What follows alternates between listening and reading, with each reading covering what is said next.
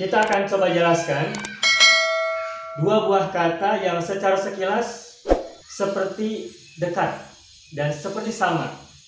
Tetapi kalau kita pahami dengan pendekatan fiqhul lugha, pemahaman bahasa, sesungguhnya dua kata itu sangat berbeda dan cukup fundamental. Dan ada perbedaan yang cukup mendasar, yakni kata rahima dan ahabba.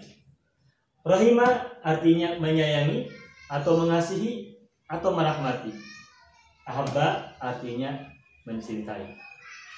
Nah, rahima dan ahabba dari segi bentuk kata dua-duanya sama-sama fi'il madhi. Bedanya kalau rahima itu bentuk mujarrad, kata asli belum ada imbuhan. Sedangkan ahabba itu bentuk mazid, sudah kena imbuhan dengan tambahan ziyadah, imbuhan a di awal. Mujarradnya atau kata dasarnya adalah habba. Habba jadi ahabba.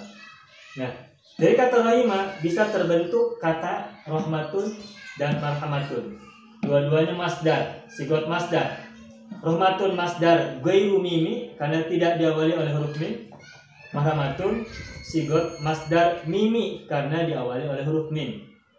Rahmatun dan marhamatun artinya adalah kasih atau sayang atau kasih sayang atau rahmat. Sedangkan ahabba, dari kata ahabba tercipta bentukan kata atau mustaq hubbun dan mahabbatun. Dua-duanya juga sama-sama masdar.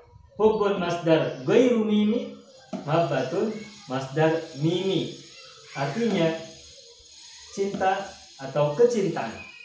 Nah, itu dari sisi akar kata. Nah, sekarang kita coba memahami dari sisi pendekatan fiqhul lugha, pemahaman bahasa, apa beda antara makna rahima menyayangi dengan ahabba mencintai.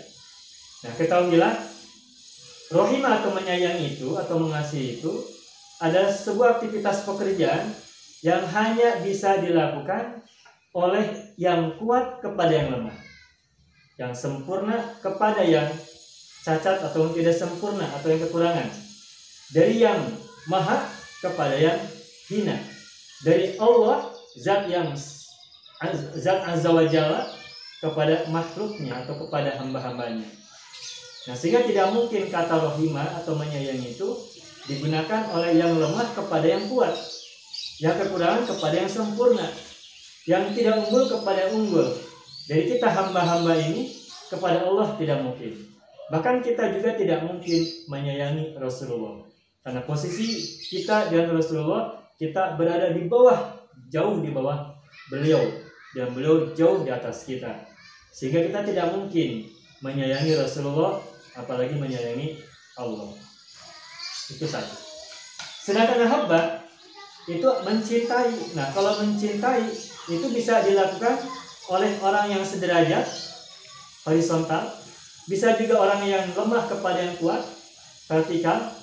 Dari yang hina kepada yang mulia, dari kekurangan kepada yang sempurna, atau dari hamba-hamba ini kepada yang serba maha, kepada Allah Subhanahu wa taala.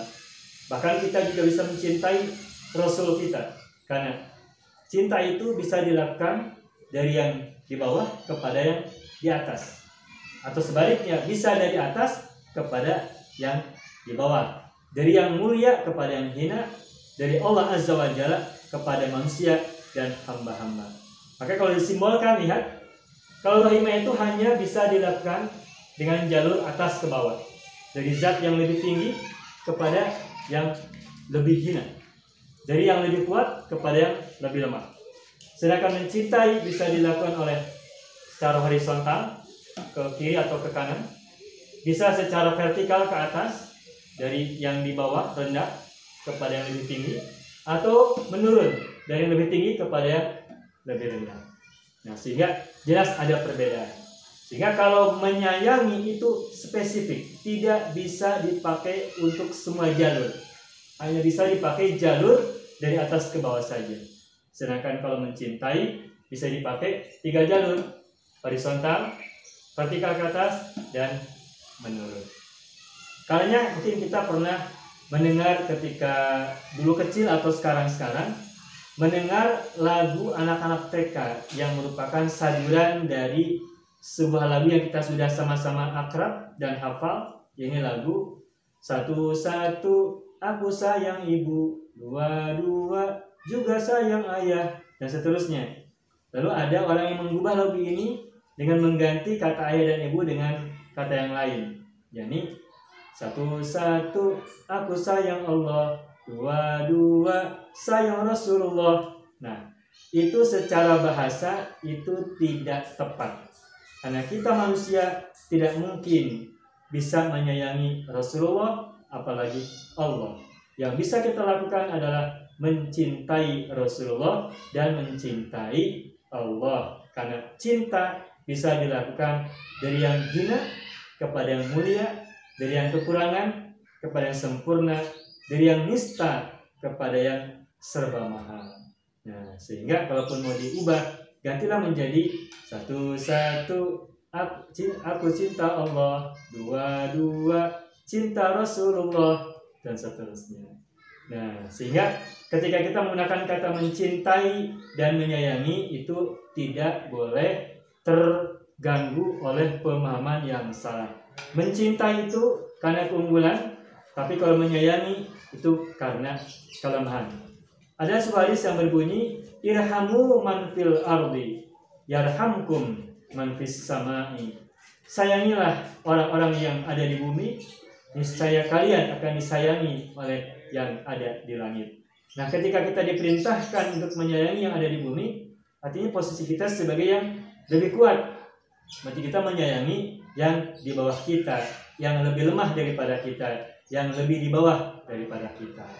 Nah, sedangkan kalau mencintai itu bisa digunakan 3 jalur. Dan ada hadis banyak tentang ini. Misalnya Rasul pernah bersabda, innallaha idza ahabba 'abdan ibtalahu. Sesungguhnya Allah apabila dia mencintai seorang hamba, maka dia akan mengujinya. Dan itulah seterusnya. Maka sekarang kita harus sudah mulai peduli kepada bahasa, baik bahasa Indonesia maupun bahasa Arab, bahwa dalam penggunaan diksi ataupun kata dalam bahasa itu mesti tepat, mesti relevan, dan mesti proporsional.